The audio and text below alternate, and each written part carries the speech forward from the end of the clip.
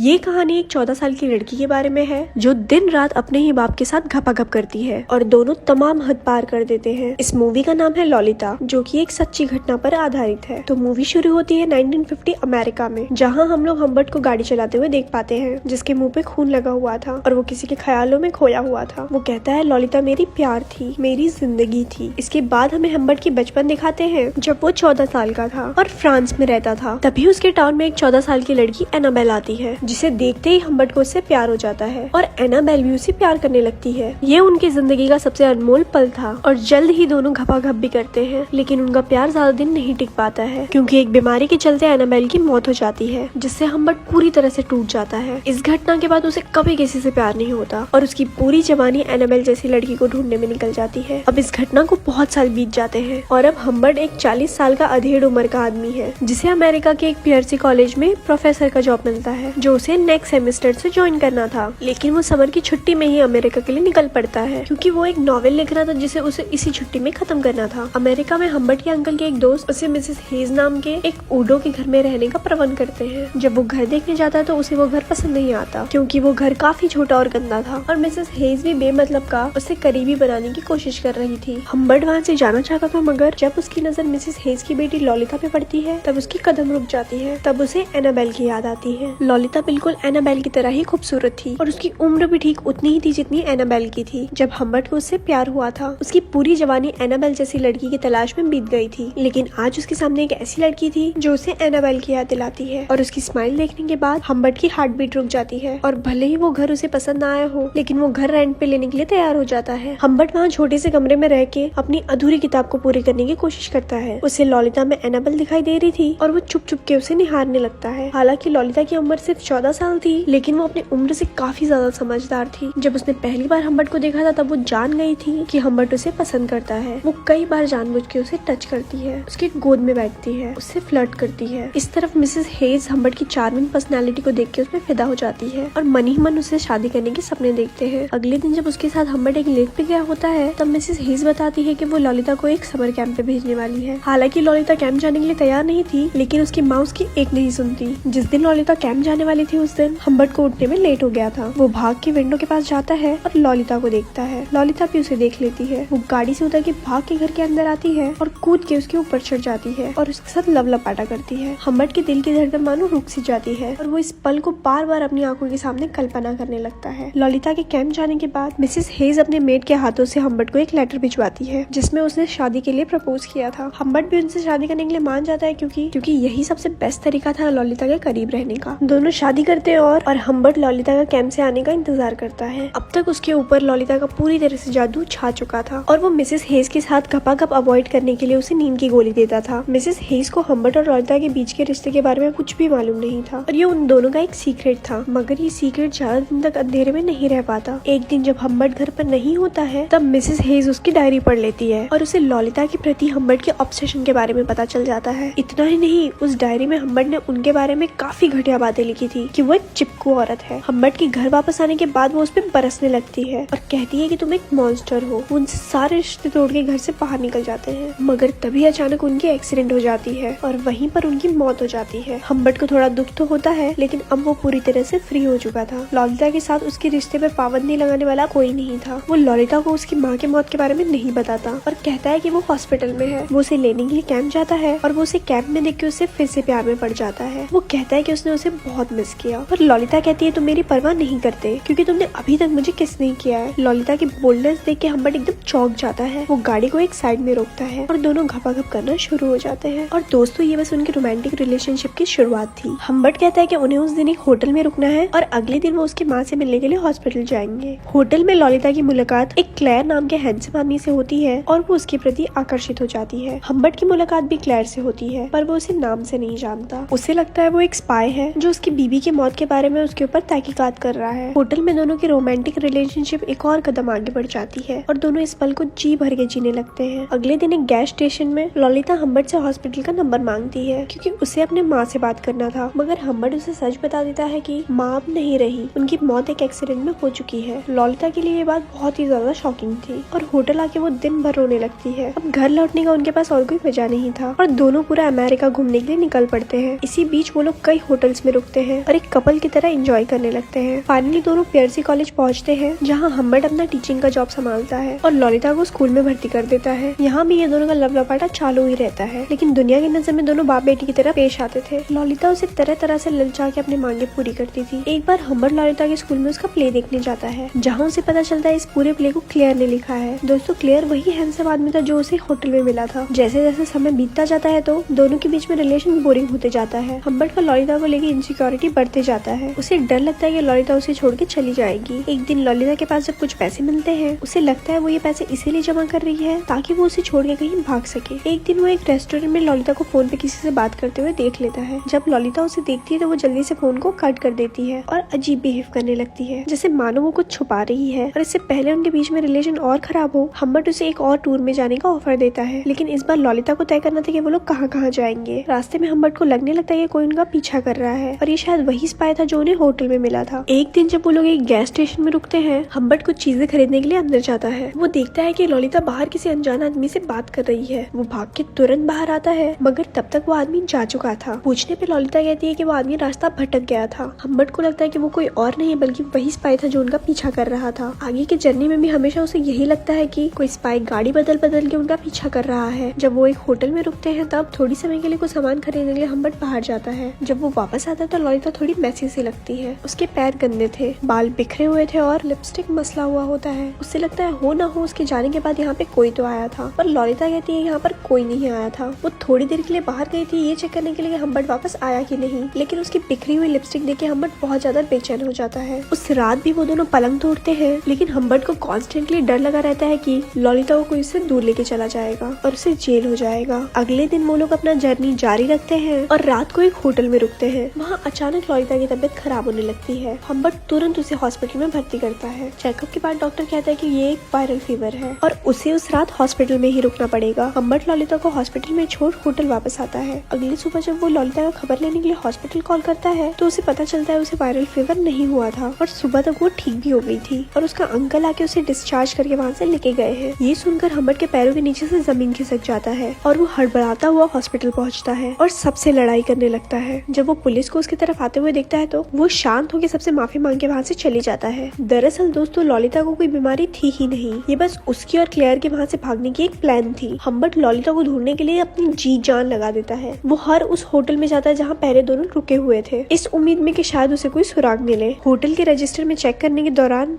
Humbert एक particularly handwriting को notice करता है कि जिस होटल में वो रुके हुए थे वो आदमी भी उस होटल में रुका हुआ था और हर बार वो अपना नाम चेंज करता था। वो उसे बहुत ढूंढने की कोशिश करता है मगर लॉलिता का कोई पता नहीं चलता। वो सोचता है कि मेरे अलावा भी लॉलिता का कोई आशिक है, लेकिन फिर वो अपने आप को समझाता है कि मेरे जैसा प्यार लॉलिता को कोई नहीं कर सकता। देखते ही देखते 3 साल बीत जाता है और एक दिन अचानक उसे लॉलिता का एक लेटर मिलता है जिसमें लिखा था कि उसने शादी कर लिया है और अभी वो प्रेग्नेंट है, लेकिन उनकी फाइनेंशियल कंडीशन कुछ ठीक नहीं है और उसे पैसों की जरूरत है। हम्बर्ट तुरंत लेटर में लिखे हुए एड्रेस की तरफ निकल पड़ता है और 3 साल के बाद पहली बार लॉलिता से मिलता है। लॉलिता रेचर नाम के एक आदमी के साथ शादी कर लेती है और प्रेग्नेंट थी, लेकिन 3 साल के बाद भी हम्बर्ट जानना चाहता था कि वो कौन आदमी था जो लॉलिता को उससे दूर लेके गया। वो आदमी रेचर तो नहीं हो सकता क्योंकि वो आदमी काफी अमीर था और उम्र में भी काफी अधिक था। लॉलिता कहती है उस आदमी का नाम क्लेयर है और वो हम्बर्ट के पीछे उससे मिलने आया करता था। वो ये भी कहती है कि क्लेयर ही एक ऐसा आदमी था जिसके लिए वो पूरी तरह से दीवानी थी और ये सुनने के बाद हम्बर्ट का दिल टूट जाता है। वो कहती है लेकिन जब वो पहली बार उसके घर गई थी तब उसे पता चला कि क्लेयर एक पॉर्न इंडस्ट्री चलाता है और उसे टीनेज लड़कियां काफी पसंद है, लेकिन लॉलिता को किसी और लड़की के साथ घपाघप नहीं करना था, उसे बस क्लेयर के साथ ही करना था। ये सुन के क्लेयर उसे वहाँ से निकाल देता है। हम्बर्ट को उसके ऊपर तरस आता है क्योंकि अब वो अपनी जिंदगी गरीबी में जी रही थी। वो उसे अपने साथ चलने के लिए कहता है, लेकिन लॉलिता मना करती है। वो कहती है कि वो उसके साथ और कहीं भी नहीं जाना चाहती है, इससे अच्छा तो वो क्लेयर के साथ चली जाएगी। ये सुनकर हम्बर्ट को बहुत ही ज्यादा तकलीफ होता है और आखिरी बार के लिए वो उसे जी भर के देखता है। वो उसे कुछ पैसा देता है और उसके साथ उसने आज तक जो भी किया था उसके लिए माफी मांगता है और वहाँ से चला जाता है। उसके बाद वो क्लेयर को मारने के लिए सीधा उसके घर की तरफ निकल पड़ता है क्योंकि जिस लड़की को उसने अपने जान से भी ज्यादा प्यार किया क्लेयर ने उसे छीन लिया और फिर उसे सड़कों पे मरने के लिए छोड़ दिया। और उसके बाद भी लॉलिता क्लेयर की दीवानी थी। हम्बर्ट क्लेयर के मेंशन पहुंचता है, लेकिन क्लेयर को अब कुछ याद नहीं था। उसे ना तो लॉलिता याद है ना हम्बर्ट याद है। वो कई लड़कियों के साथ ऐसा कर चुका है। पहले वो लड़कियों का पीछा करता है, फिर उन्हें प्ले क्ले में काम करने की लालच देता है और फिर उन्हें यूज करके छोड़ देता है। जरूरी नहीं कि वो सबको याद रखे, मतलब गांडू आदमी गुनाह करने के बाद भी सब कुछ भूल चुका था। हम्बर्ट लॉलिता के बारे में उसे याद दिलाता है। वो कहता है कि वो उसे सजा देने आया है। अब क्लेयर को थोड़ा थोड़ा याद आता है और वो कहता है कि उसने उसके साथ जबरदस्ती नहीं की है, क्योंकि वो किसी भी लड़की के साथ कुछ कर नहीं सकता। वो इम्पोर्टेंट है और लॉलिता अपनी मर्जी से यहाँ आई थी, और जब उसे यहाँ काम अच्छा नहीं लगा तो वो अपनी मर्जी से यहाँ से चली गई थी। फिर क्लेयर अपना जान बचाने के लिए हम्बर्ट को इस मेंशन में रहने के लिए ऑफर देता है, जहाँ उसे डेली सुंदर सुंदर टीनेज लड़कियां मिलेगी। उसे हर वो सुख मिलेगा जिसका वो सपना देखता है। ये सुनकर हम्बर्ट उसके ऊपर और भी ज्यादा गुस्सा हो जाता है, क्योंकि लॉलिता के लिए उसका ऑब्सेशन बहुत ही ज्यादा सच्चा था,